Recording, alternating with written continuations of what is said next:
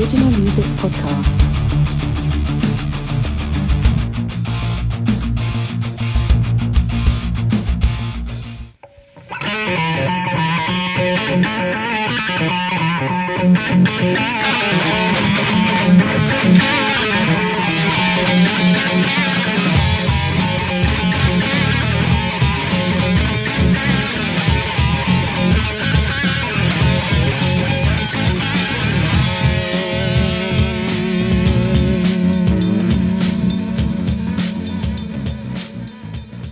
All right, here we go. Episode 57 of the Original Music Podcast. Tonight, I'm glad to have my friend of many decades, Patrick Saxon, on tonight, and we're gonna discuss a band that we listened to since 1990, called Excursion Unlimited. How you doing tonight, Patrick? Doing well. Thanks for having me on. Hey, glad you made it. Glad you made it in, and we worked through some bugs earlier to make sure we could do this thing right. But the band that we want to talk about tonight is, I think, growing up as a musician, there's, everybody has a band that they kind of listen to, or they wore out their cassette or their vinyl record or their CD, just playing it over and over and over. And there's what I want to call the greatest garage band that you've never heard of, called Excursion Unlimited, that we've been listening to for how many years would you say? Since probably around 89, 90, Yeah. somewhere around there. So that'd be what, 30 some years? 30 lot. 30 years, yeah. That's a 30 lot. And it's kind of, and I was saying off air kind of jokingly that it's held up. It's held up in its content, and more importantly, the content and the performance, than obviously production, as we'll hear and we'll talk about, as much to me as like Zeppelin 1. Absolutely. For me, it's been a source of big inspiration. Again, well, this was a band at the time. These guys were probably in their early 20s, Wow. and they were playing with feel and emotion, and they were playing some pretty challenging music. They were playing original music, and they were playing covers of bands like the Scorpions and Joe Satriani. Right. And it was just this little recording on a boombox Wow. that a buddy of mine handed me. And all these years I've hung on to it and listened to it over and over. It's just been a big source of inspiration for me. And I know it has been for you as well. Yeah, man, it's been inspirational to you always heard the pros doing some stuff that you're like, whoa, I mean, that's unreal. And nowadays you see a 7-year-old on Instagram going, whoa, oh my God, whoa. But when we got this, like you said, it was on cassette, right? It was cassette. And it was recorded on a boombox during a rehearsal. Mm-hmm. Now, how mad are they going to be at us that we're about to play their material that that they recorded on a boombox, probably not to ever see the light of day, and we're about to put it out there. What do you think they're going to think of that?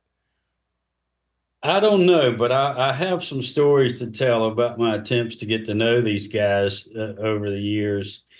And I do know that they have re-recorded some of this stuff and refined it and posted it on SoundCloud. So I'm not sure how they'll react, but from my perspective, this is absolutely total complimentary of them and what they were doing at the time. Again, I've listened to this thing hundreds of times. Thousands. And, yeah, if not thousands. And all I've ever wanted to do is sound like these guys. Yeah. Now, do you know their names? Because I want to maybe try to get them on the podcast down the road. Do you happen to know their names? Yeah, Rob Smith is the guy he's the bass player in the band, Right. and I know him pretty well. He was my neighbor at the time, and we would jam. He lived in the house next door, and we jammed. He had a roommate named Ian who was a drummer. He was not the drummer in this band, Hmm. but that's how I got to know Rob. And at one point, we were over at his house hanging out, and he said, "I want you to listen to this. This was my band in high school," and he put it on, and I was literally blown away and had to have a copy. So I took it over to my house where I had a cassette to cassette duplicator and Right. immediately made a copy of it. Yeah. Now, back to your question. Over the years, I had no idea of anyone else that was in the band. Rob moved away, graduated, moved away, lost touch with him. Now, probably about 5 or 6 years ago, I got back in touch with him online, and I asked him, I told him I still listen to this, and he was quite surprised. And I said, who else was in the band? And I learned that these folks lived in Charlotte, Yeah. North Carolina, of all places, kind of near my mother. Right. And one of the guitar players' name is Wade Drye, Drye, from what I understand. The drummer's name was Tommy Phillips, and the other guitar player's name was Benny something. I've forgotten his last name. Wade and Tommy both had a Facebook page, so I got to, at least see who they were. And I'm not sure which guitar player was doing which sound. Once you start listening to this music, you're going to hear one guitar who plays a lot on the neck pickup. He has a strong rhythm sound in his solos, Yeah. and the other guy plays a lot of trebly sound, and they have different styles which work together well. But anyway, those are the players. I've tried to get in touch with these guys, and they're rather non-responsive. Yeah. So it's been tough. Rob will respond, but the other guys not so much. Yeah. Well, I mean, they're probably, you know, I would say our age at this point, right? So maybe a little bit older, but we heard of them, and we were in Boone, North Carolina, and you're saying these guys, this project was basically out of the Charlotte area. Yeah, they went to a high school in Charlotte. Might have been maybe South Meck or Myers Park, that side of town. Yeah. And they were high school buddies, from what I understand, and this was their band. Now, again, this is according to my recollection, Right. things that has told me over the years. Disclaimer: some of it could be incorrect. Yeah, we'll have the fact checkers. Fact. Hey, it'd be love to have these guys on to talk. Like, man, if we could ever get them on and actually have a face-to-face Zoom call with them. Um, I think the biggest thing for us when we met each other in the late '80s, early '90s, was the fact that there was two guitar players playing with each other really really well. I mean, it's like it's like having a band that has two Randy Rhodes in it, or you know, something like that. Um, but that was what was inspiring to us. Well, for me, when we were together, it's like, oh man, how can we play together where we can harmonize on melodies, and I can take crunchy rhythm when you take a solo, and how, I mean, it was almost an encyclopedia for how is this supposed to work when you have two guitar players in a rock band, and how do you make that work without stepping on each other's toes. So but Absolutely. that's yeah, man, that's the crazy thing, right? Yeah, it was the total package for, you know, two guitar playing, two guitar players in a band. They trade off solos, harmonized lines, um, different sounds that complemented each other, a wide range of skills from metal to blues, Right. even some jazz oriented stuff.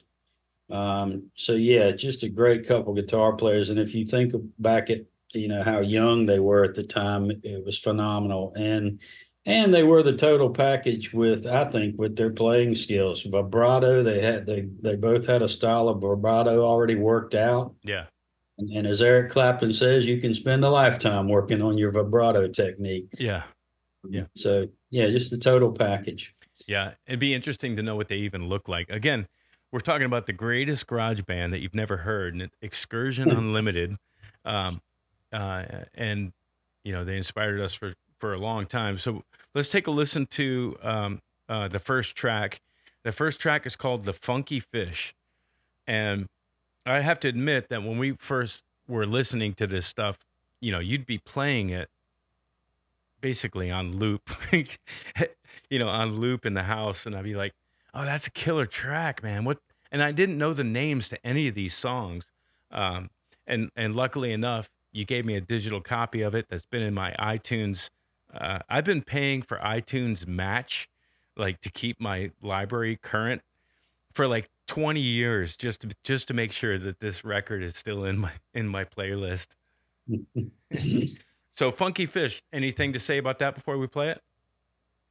Funky Fish, yes, this is where it all began. The first time you hear it made my hair stand on end. At the time, it still does today.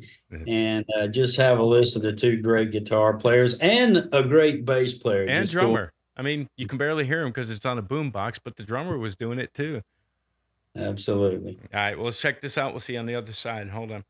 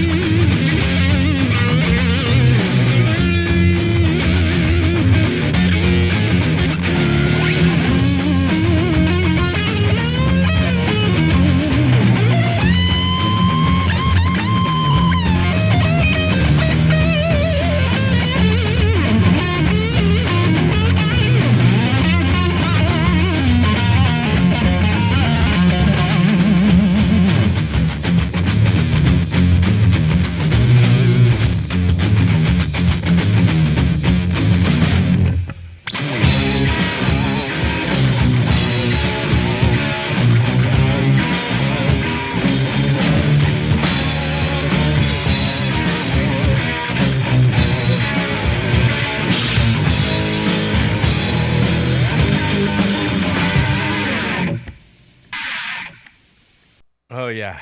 There you have it. The Funky Fish from Excursion Unlimited. The greatest garage band you've never heard. And what the heck? I mean, when we heard that thing, let we have to. I think we need to set this thing up as guitar player A, guitar player B in that track. Guitar player A had, like you said, the neck pickup, thicker tone, uh, and then guitar player B came in with this kind of hollow, almost a single coily kind of hollowy, biting sound. Do you happen to know what these guys were playing? No, I've asked that question of Robert a few times, and he guessed that one guy was playing an SG. He didn't tell me which one, and they do have a song called "Give Me Back My Gibson," so that suggests that Right. probably that one of them was playing a Gibson. Yeah. And I did see on Wade's Facebook page, I believe it was. Well, now I'm unsure, but maybe it was Benny.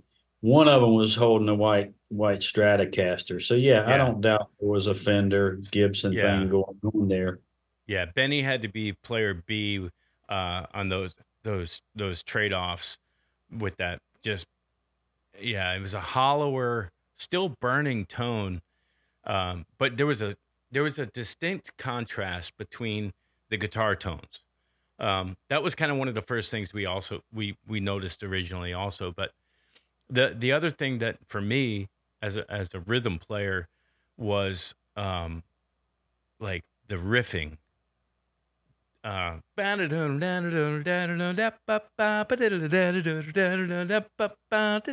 then harmonizing on that. That was the kind of thing. I mean, the shredding was, you know, blew my mind as well. But the rhythm playing of the two guys together was just as fantastic for me on that track as all the poppin' wheelies was. Mhm. Yeah, and the heaviness of the main line. Um, you know, you hear the wow and flutter of the cassette tape. Now I Mhm. know that's part of it, Right. but it appears to me that their entire guitars were tuned down a whole step. Yeah. Before I ever did it, Yeah, I wasn't doing it back then. and that just gives it such a more heavy feel. Yeah. And then, like I say, in retrospect, looking back all these years and think of how that was done, you can envision a group of young guys in a garage or a small room somewhere, and they have a boom box over in the corner. And back in the day, you'd hit those two buttons, and one of them would stay on pause until you were ready to go, until you were ready to record. Yeah.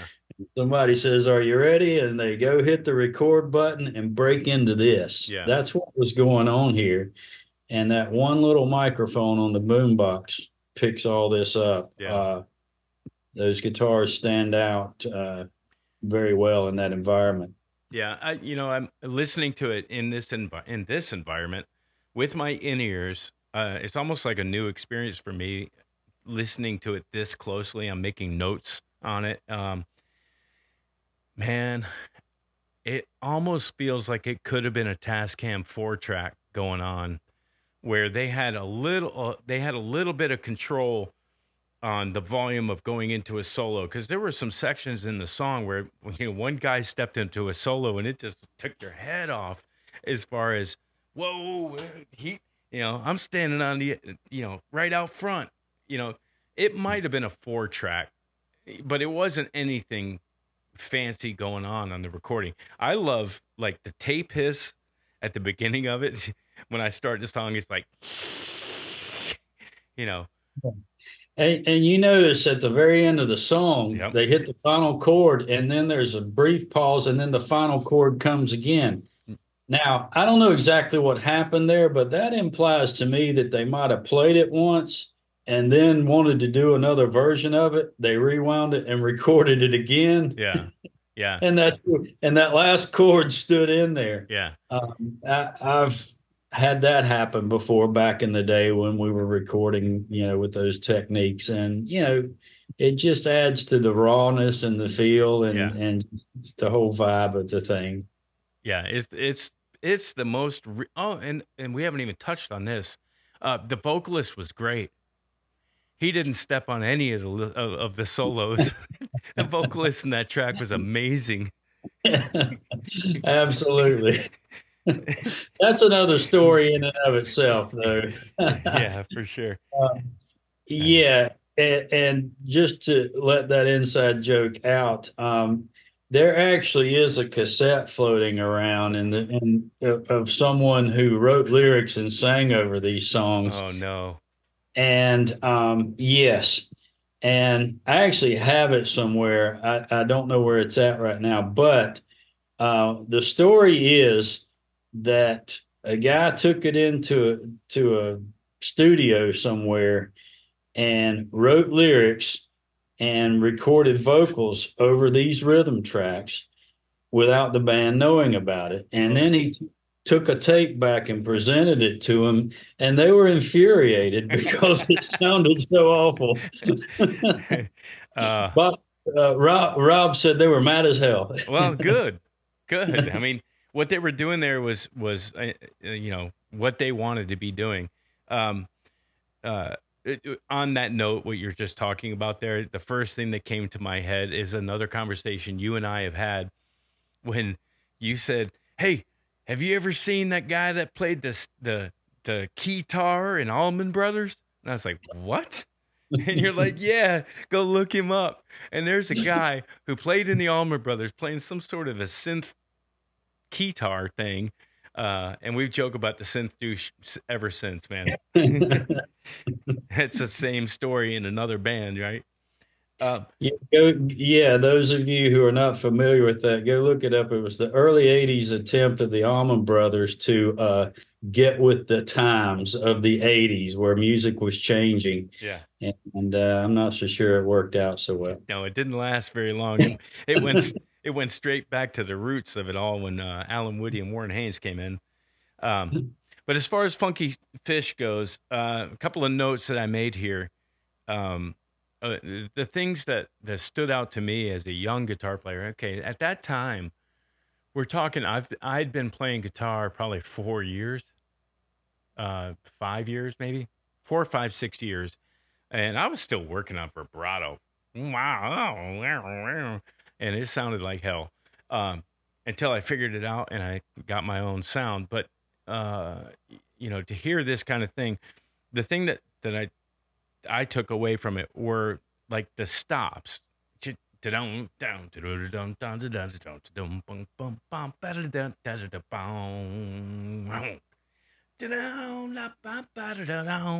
How music can the rhythm section can almost like hand off to a lead line to come back into the rhythm section. The way they did that at the beginning part of the song was what uh, brilliant to me in their orchestration of the song. That song's got like 4 songs in one, 3 at a minimum. But the way that they would stop a riff and hand that off to the guitar player to do a riff, that was explosive to me.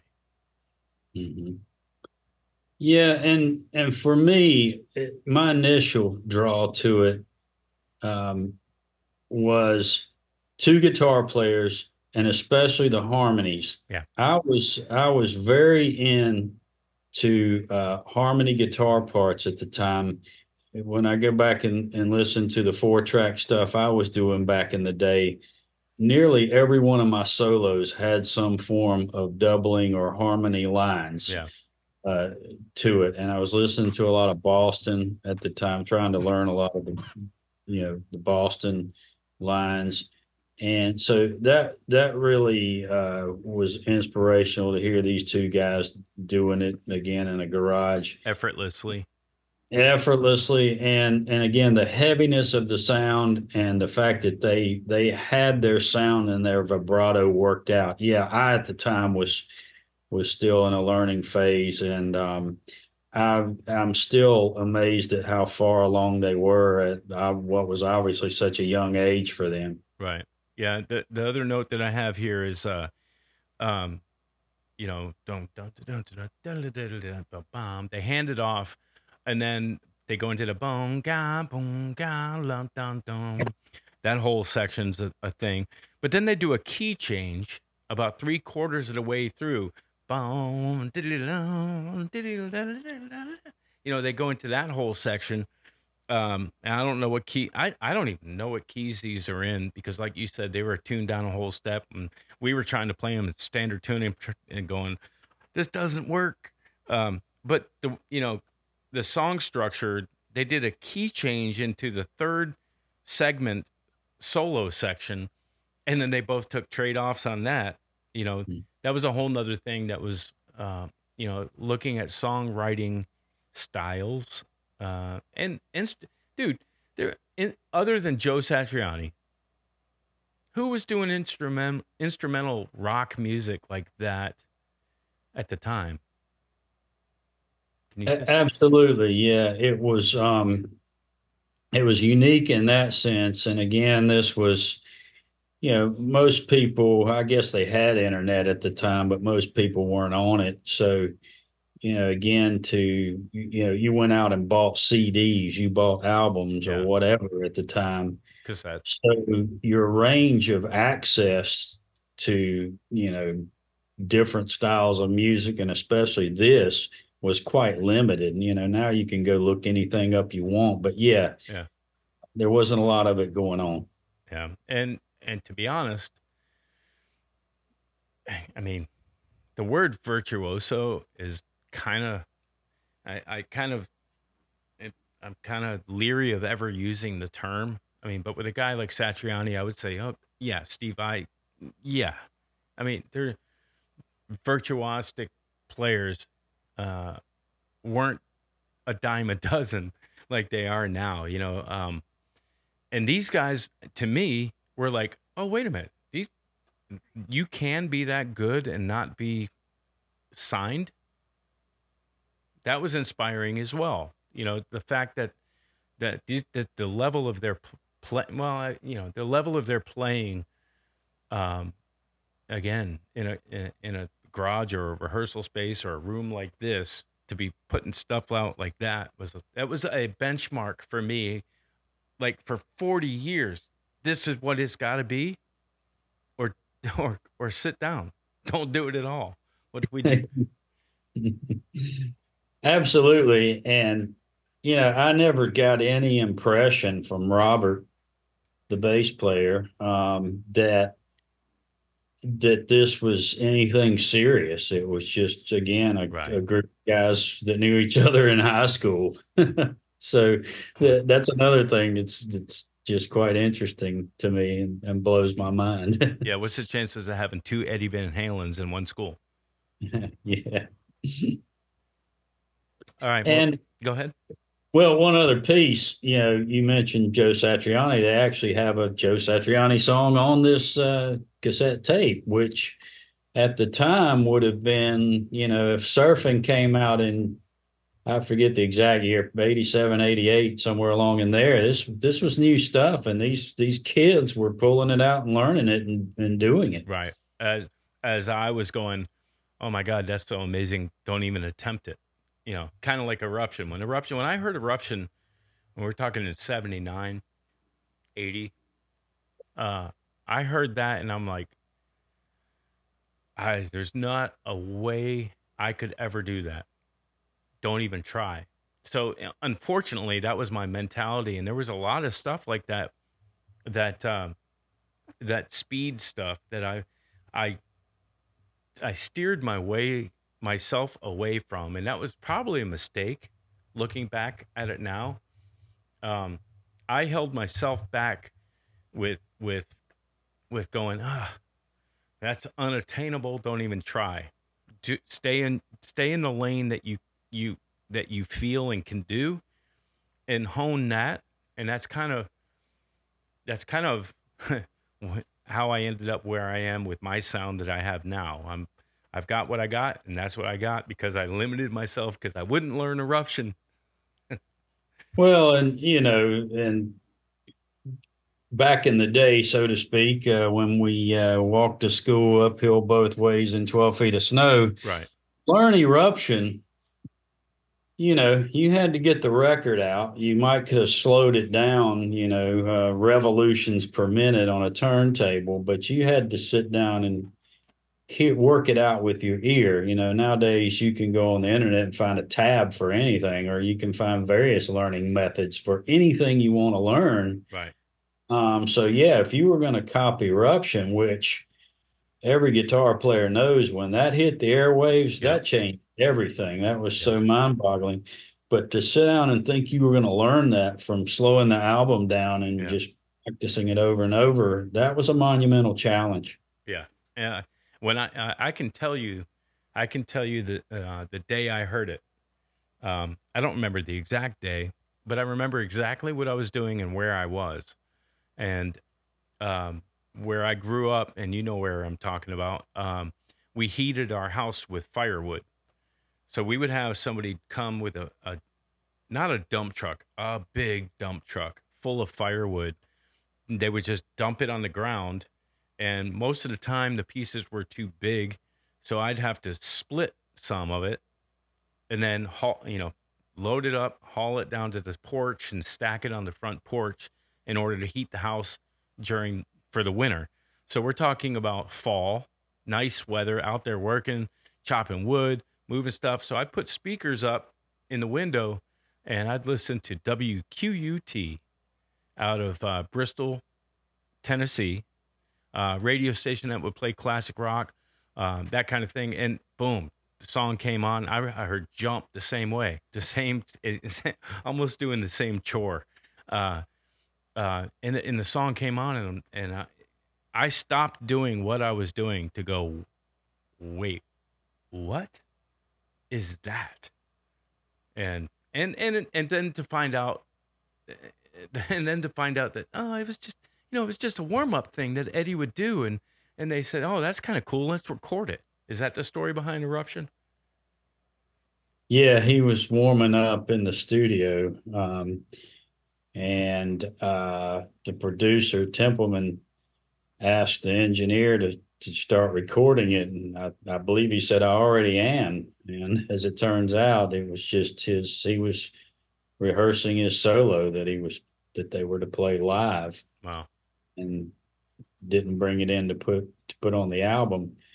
Um, but nonetheless, I guess a lot of this, a lot of the point of excursion and the time we were living in as young guitar players is, again, you couldn't go out on the internet and find anything you wanted. You latched on to things through different ways, and that was, yeah, like you say, through the radio. uh, for this garage band that just happened to be living next door to a guy who handed me this tape. So yeah, it was a very different ways of hearing and drawing inspiration from music, but it worked. Again, I latched onto this, and I still listen to it to this day. I was driving around this afternoon listening to it. Well, dude, you trek. I'm not going to say drive or commute. You trek from the Houston, Texas area to the mountains of North Carolina, like back and forth, like twice a year kind of thing. And a lot of times when you show up here, I'll say, "Well, what did you listen to?" And it was one of two things. It was I listened to Surfing with the Alien 13 times, or I listened to Excursion the entire time, you Yeah, know. And I have done that. Yeah, yeah, but when you know good, you know. Uh, absolutely. I never get tired of it. yeah. So the next track we're gonna listen to is Deadly Dudley. And again, the first thing I think of when is like Rocky and Bullwinkle and Dudley, the Royal Canadian Mountie. That's when I first think of this. I think of the what was that cartoon, Rocky and Bullwinkle? The cart anyway. Yeah. They had the Royal Canadian Mountie cop, and that's Deadly Dudley to me. Do you have any idea what this is about?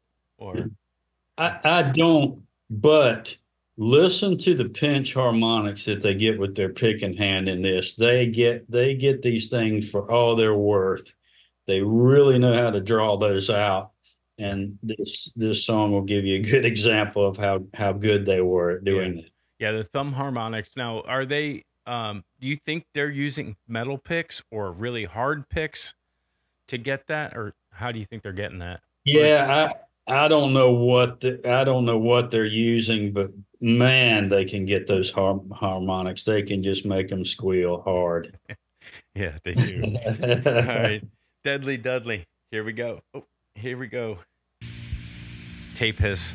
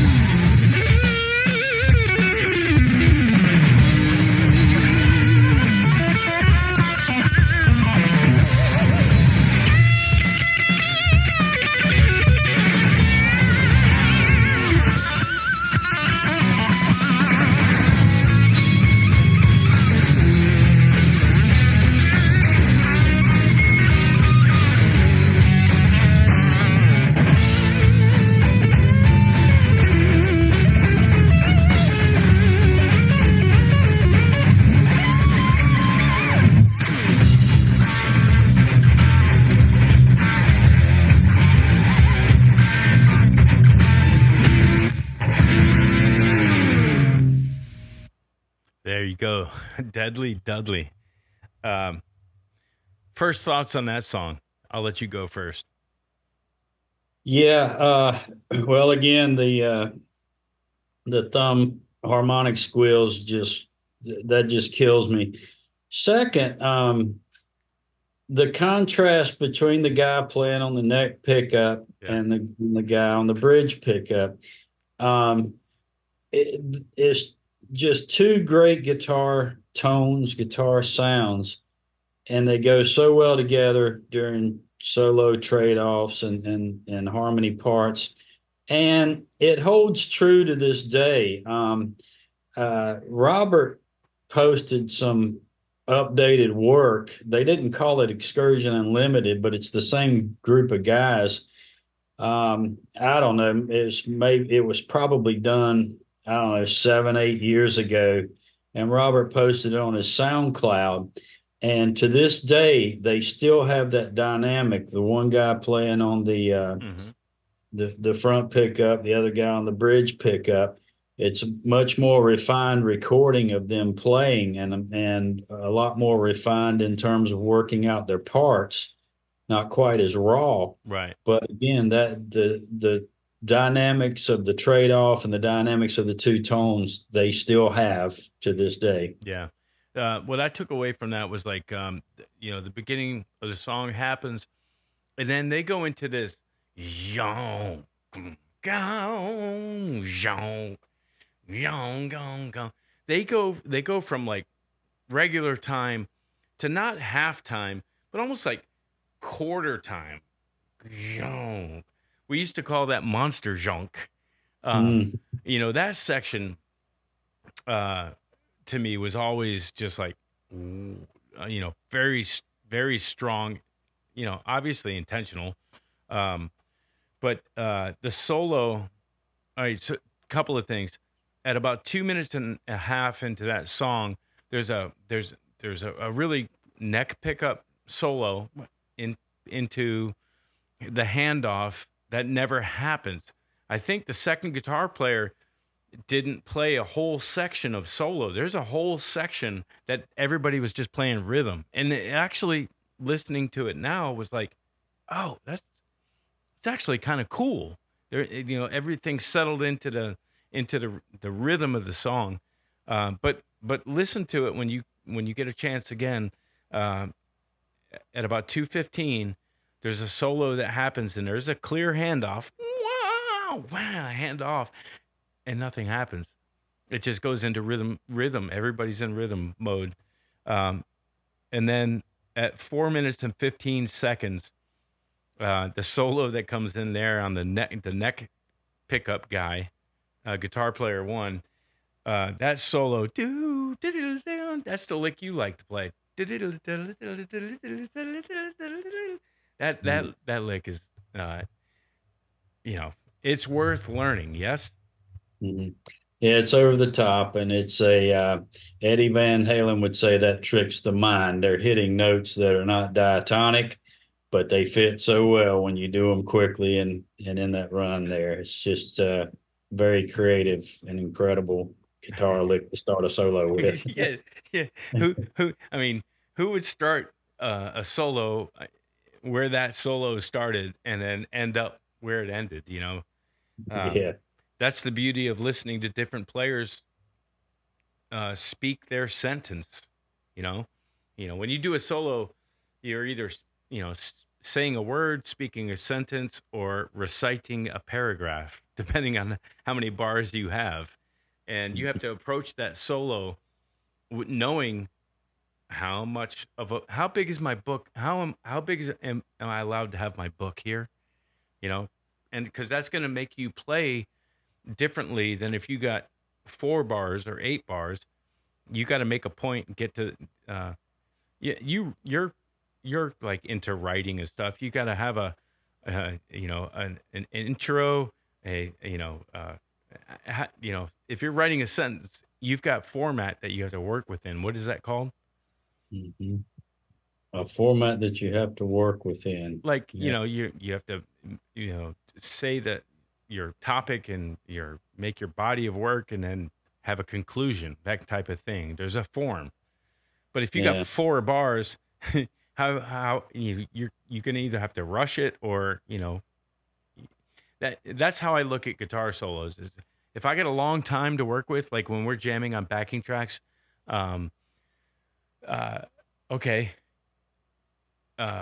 if the whole thing is like a verse section 2 times and a chorus section 1 or 2 times, I know I've got a pretty large amount of time to say what I want to say and end up where I want to end up, either on the 24th fret because I got my Schecters over here, or if, how I want to approach a solo. When you're playing a solo, how do you approach filling the gap of time in which you have?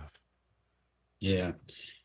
Um, yeah. And to me, the solos in pretty much all of this excursion stuff do appear to be worked out. Yeah. These guys obviously practiced this. They had starting points, end points, and pretty much knew where they were going. And again, if you listen to the updated versions, they're a little bit different, but you do hear some of the same licks. Again, you're talking 20 some years later when they did the updated work. And I sent you a link to that on your phone if we want to review some of that in a little while. It's on SoundCloud. Yeah.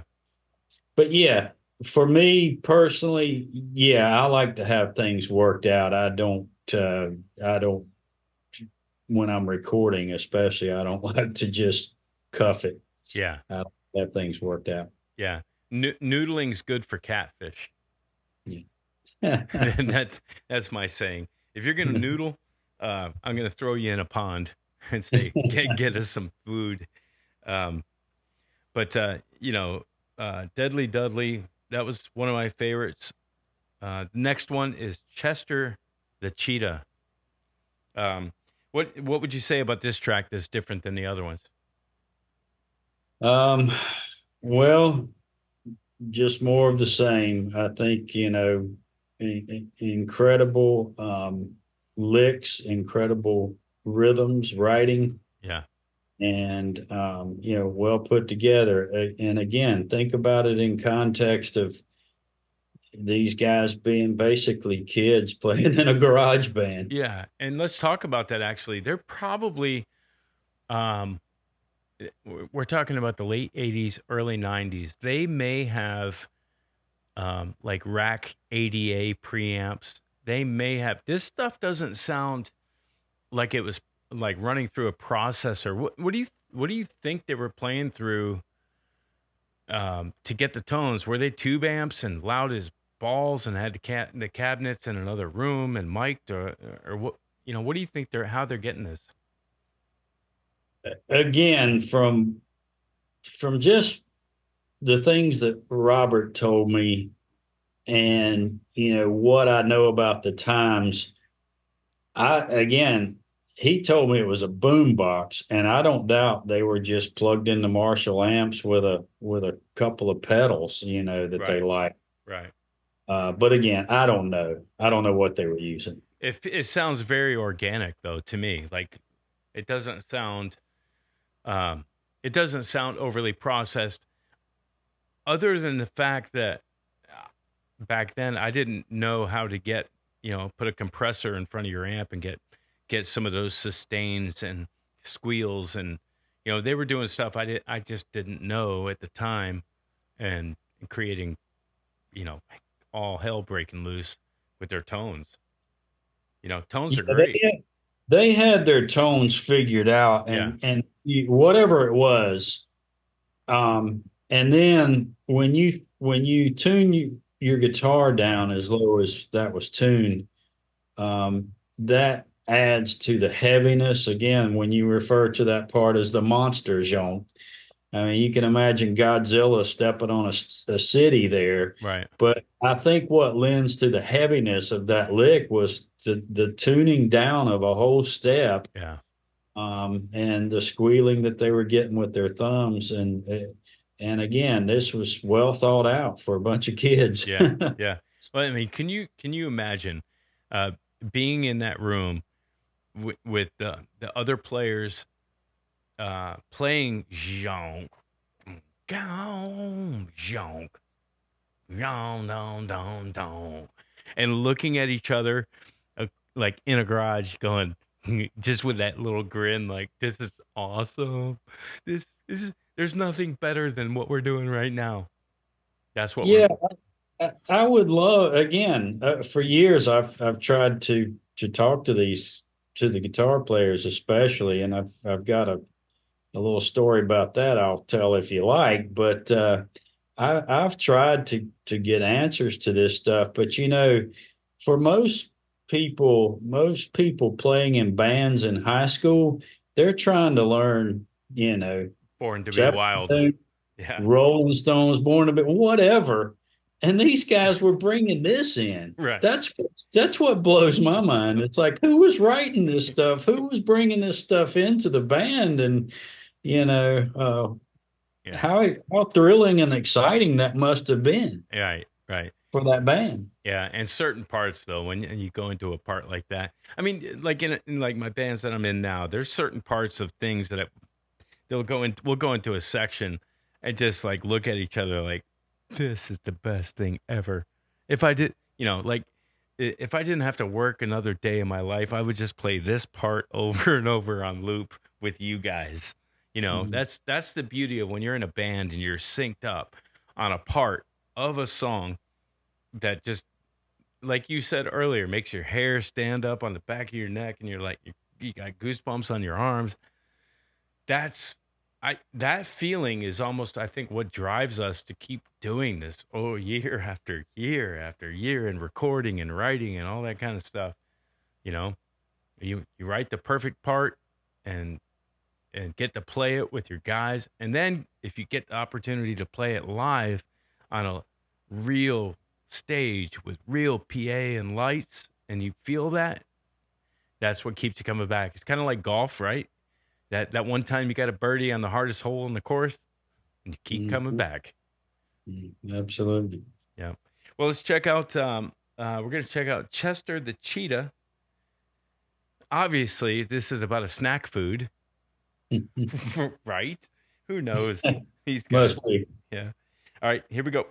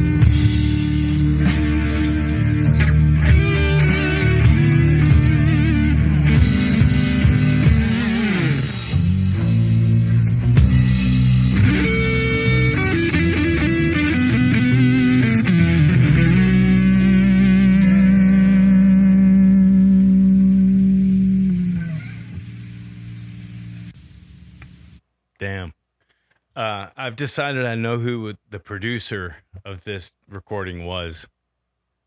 Guitar player A on the neck pickup. That makes sense. Yeah. Yeah. More me. um, wow. Uh, so much in that track. For me on that one, first off, the beginning of the song, keyboards? Really? Okay. Who was doing the One keyboards? chord. One chord. One chord. Well, we call in the church band, we call that pads. You're padding a chord. And man, that's a lot of fun. There's actually a backing track. Any guitar players out there, go find it. It's a drone on G. You can play minor, you can play major, it's just root note G for like 27 hours. And it's awesome because you can play anything on it. But yeah, so it starts off with keyboards, and then they go into that Arabic kind of a thin line, and I will raise my hand and admit right now, I have stolen from the greats on that one. That lick right there I use in Giza, right at the intro of the song, because it's so awesome. Somebody needs to be playing it, and then later in the song it goes into a lick that I do. If you ever see Hope's Anchor or Giza or Soul Sister, not so much, but if you ever see a sound check with before the doors open, I'm playing I'm playing that lick on my warm up. But you know what? I cheat it. I do a pull off. I cheat that one. What are your thoughts on that track? Yeah, for me, again, a lot of it's technique that excites me. I mean, listen to the palm muting on that lick. Yeah. Yep. I mean, they just have that so tight with, I'm guessing they're using the palm of their picking hand, to clamp down on it a little bit. But it's precise and strong, right? Exactly. Nailing every note Right. exactly like they want to. And it swings. Yeah. And and then there's a lick. I don't have a time on it, but uh, there's a lick in there by the guy on the neck pickup that just stands out to me every time I hear it. It just stands out to me so strongly. He does an upward bend on it. It's, and as he starts the upward bend, or as he finishes it, he goes into a vibrato. And that's a technique that's rather difficult to do, and let alone to master and do it when you want to. Yeah. And Intonated. again, yeah, to have it right and in tune and everything. That lick, again, is just very smooth, well done, tasty. And again, think of, how old the guy was when he was doing it. Yeah. They had their tone and sound. And then, yeah, there's a handful of licks from that one that I've tried to cop over the years as well and learn. And yeah, love them. Yeah. Yeah. There's nothing not to love. Especially when you hear a band like that and they're like I said earlier, it's not on Casablanca Records back in the day. It's not on A&M back in the day. Who was Aerosmith on back in the day? Um, Arista? it was a red label. It might have been. Columbia, I think, was red. Yeah. Yeah. Isn't that interesting that that back in the day you get an LP and I could go grab one right now, that the Casablanca LP on every Kiss record, that center logo in the middle of it was advertising space. It was, if you saw the red one, like you just mentioned, probably Columbia. If you saw this one that's probably Casablanca, A&M. Record labels were actually a thing back then. Now it's it's the wild west of the internet now. Yeah. It's kind of crazy. Indie. Yeah. Um, so in that song, at the end of that, it goes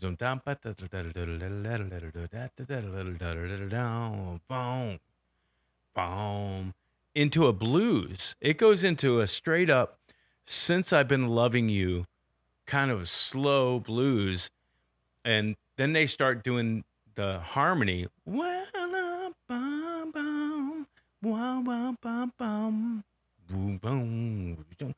And the bass player like boom boom hands off a lot of stuff.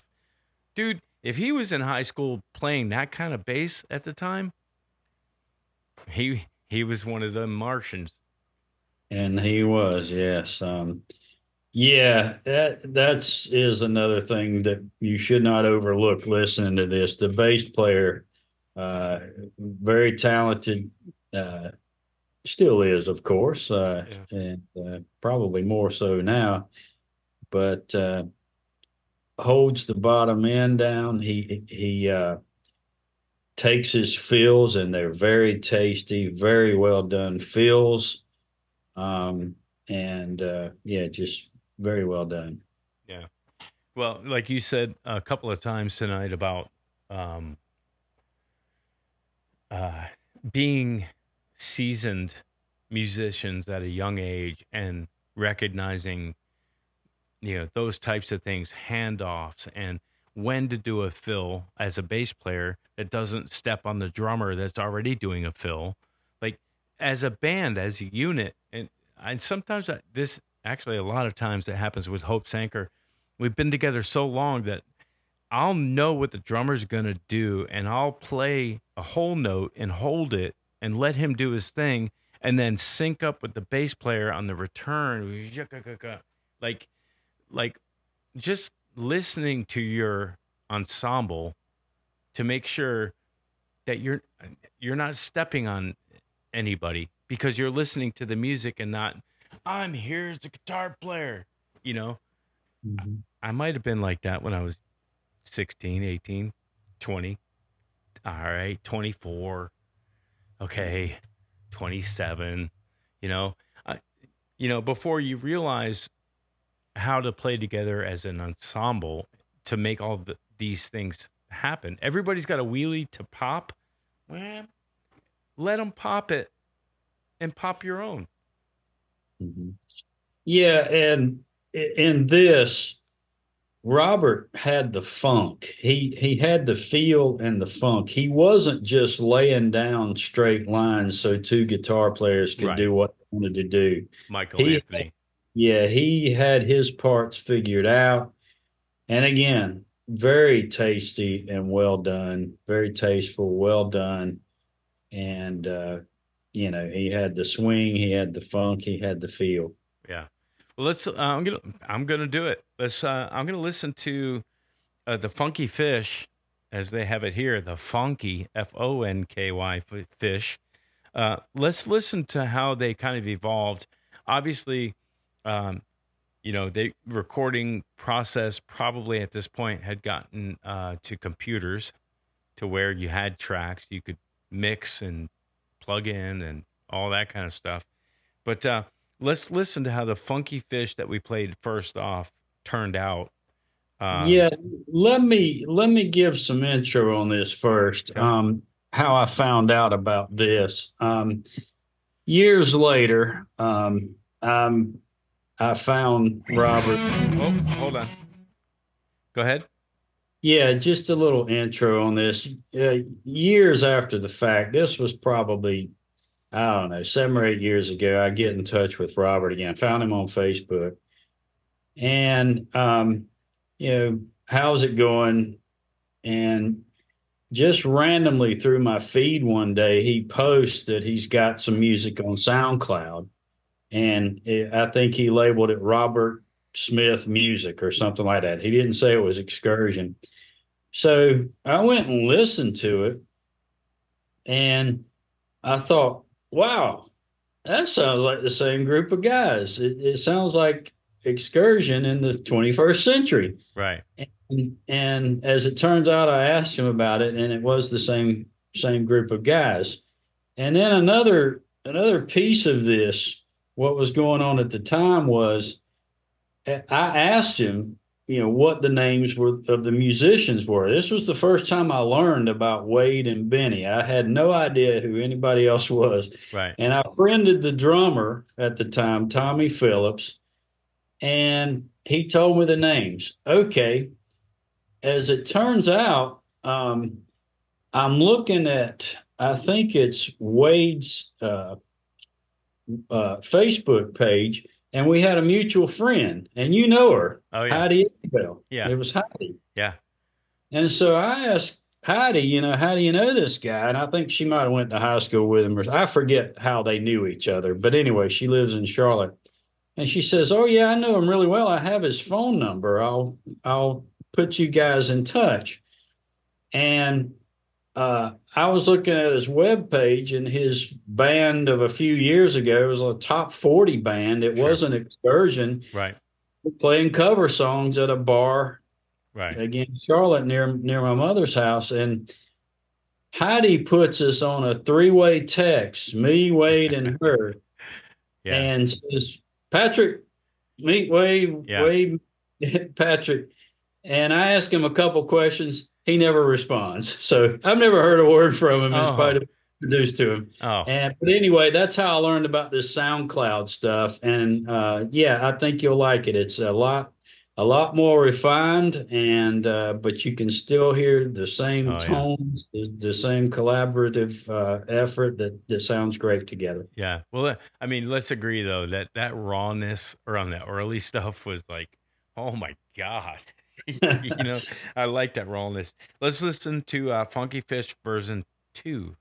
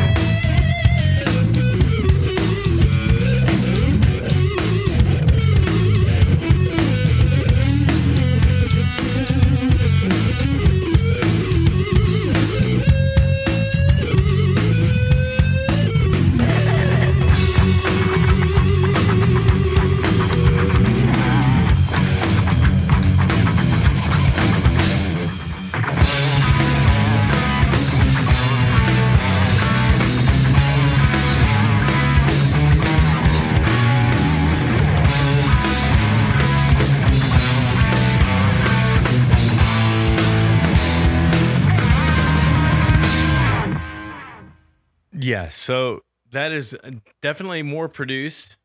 I could hear the drums. Yeah, and the block came in about, not a cowbell, but a block. Yeah. Um, and the guitar, the rhythms were, pretty much the same. Solos were a bit different, but it was just, mixed differently. And could you imagine, um, like having 4 days rehearsal and then 2 days recording that stuff, like now with the technology that we have and drum sounds that we have, and it would be, I would love to know what they're doing now. Absolutely, yeah, and I think I saw an expression from you when the guy on the neck pickup came in. It hits you like a freight train. His Right. tone now, and it's not really necessarily overbearingly loud in the mix. It's got this huge sound to it. And if you're cranked up listening to it in your car and you're out on the interstate, you think the first thing you think is a truck getting ready to run Yeah. into you from behind. Yeah. If you're not careful, you'll think that.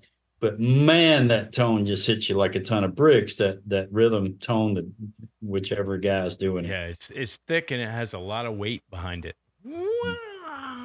Like when he hits it, he's hitting it like, Canelo. He's hitting it with all the weight behind it.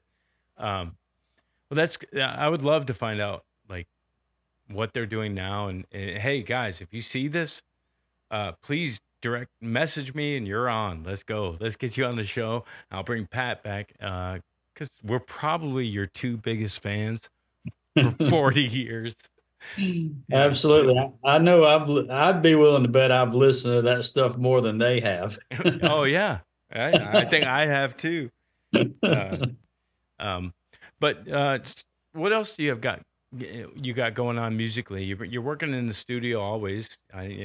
You're one of those guys that likes to get it right and work on it, get it right. I'm one of those guys that kicks the baby out of the baby bird out of the nest when they can barely fly. You're done. Let's go. What do you got going on? Yeah, thanks for asking. I am working on a lot of songs sort of simultaneously, and it does take me forever to get things done. Working as a solo artist, doing everything, including production myself. Right. And the goal is to get an EP or an album out, as soon as I can, but who knows when that will be. But when I got set up digitally, you know, Yep. Pro Tools and had everything I want, for my home studio, one of the first things I did was my version of an Excursion Unlimited song. And that was, I guess they're all my favorites, but this was really one that I liked. Well, it's called Tater Bug. Yep. And I didn't take much liberty with it. I tried to learn their licks, and it was pretty complicated to put in Pro Tools because there's some time changes Yeah, you tried to keep it true to time. that I had to program in. There's multiple guitar parts. So yeah, I spent a good bit of time on it, and I'm really happy with the results on it. Yeah. Well, let's take a listen to Tater Bug. When did you finish this? Like last year or pandemic? Was this pandemic song? Yeah, probably during the pandemic around 2020, I finished it up. Nice. All right. So Patrick's version of the Tater Bug from Excursion. Here we go.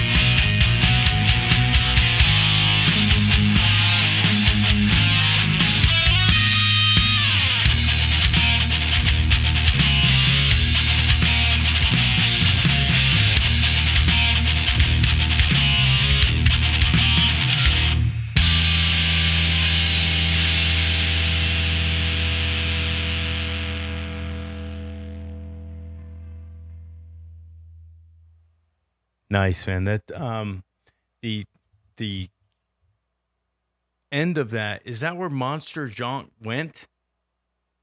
Was Monster Junk next? Bow, bow.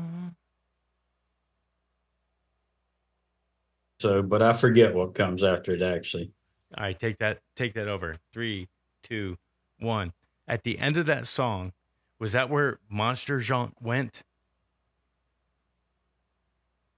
Is that where Monster Junk went? Yeah, at the end of Tater Bug, is that Junk gong Junk Oh, bong? no, no, that's not what happened. Okay. So in the flow of the, I like to put like it, like I would put them all together in one song and not even put a stop. You know what I mean? Um, Yeah. but that's killer, man. Great recording of the song, and that no you, it's hard to try to dissect. Man, the guitar was over here, that one was there, but who cares? You play the song, it's killer. Yeah, in one sense it was not as difficult as I might have thought initially because I'd listened to the song probably hundreds of times. Yeah, Even and we used to play it yeah, together. yeah, We used to play it. So recording it, I must admit, I did slow down some of their licks using an app and, really tried to dig in and learn some things that they were doing.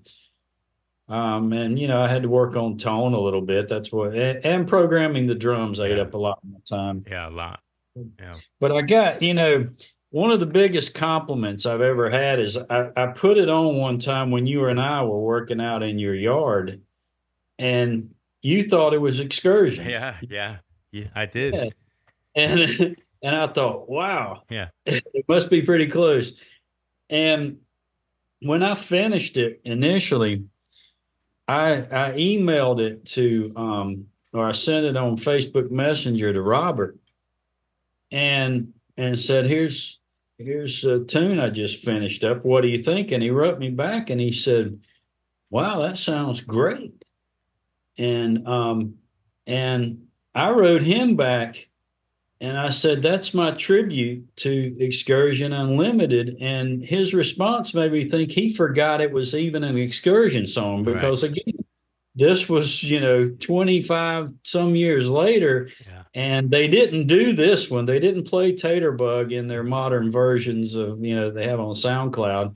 So it seems to me like he forgot about it. But I will say this, Robert, Wade, Benny, Tommy, Yep. again, Ray's invited you on the Yeah. podcast. If Come on. if if you listen this far, and I'm going to say this, I might release Tater Bug on my album. And if y'all will just tell me who gets credit for writing Who it, wrote? I promise you, I'll send you all your money. Who wrote the stuff would be an interesting. I'd love to know. Like, I mean, if they worked it together, I mean, they had to work together to make the harmonies work, and they had to bring different riffs and grooves in to create such cool stuff. You know, everybody wrote it. I think that's the kind of band it was. And everybody that was involved was playing and writing, contributing to making it better, and it elevated to, you know, us talking about it 35 years later. You Yeah. know, Hard to believe. it is Yeah. hard to believe. So, well, let's land a plane here, and I appreciate you coming on and talking about this because it's one of our favorites for forever. And a band like that, or a band that's like that, just know that if you record your music, somebody's going to hear it, and if it's going to move somebody, they'll listen to it. If it moves somebody a little bit more, they're going to listen to it for 40 years like we have. So keep writing it and recording it, and um, you'll capture magic. You'll capture not so good stuff, but you're going to get better. And I wish I was one of those people that just got, boom, you launch something the first time, and it goes, boom, it does great, and then you're great for the rest on. But to earn it over time, I think it's good too. What do you think of that? Absolutely. Yeah. And, I think it's great that you and I connected over this. Yeah. You remember the late night jam sessions, just you and me and a drum machine trying to cop these licks, Yep. trying to rhythms, did it Yep. hours on end, and they would often evolve or maybe even devolve into feedback solos. Yep. But we were learning our chops, and yeah, again, I would love it if the guys from Excursion picked up on this podcast or somehow just found out that We how talked much about it. Yeah. appreciation that we had for this, inspiration that came to us in a little cassette tape, again, Yeah. recorded in a crude manner that has just, pretty much motivated me now for, again, 30 years or so. Yeah. It's crazy because that cassette tape, you heard it and can't stop playing it. That's the power of music, and it's really cool when you hear new stuff like that. But open invitation. If you guys can find us, come find us, and I'd love to talk with Pat more about this stuff. So I appreciate you coming on again, and I will talk to you probably tomorrow. All right. Thank you, Ray, for having me on the Original Music Podcast. Thank And you, my man. pleasure. Thank you. Awesome, man. See you. You're watching the Original Music Podcast.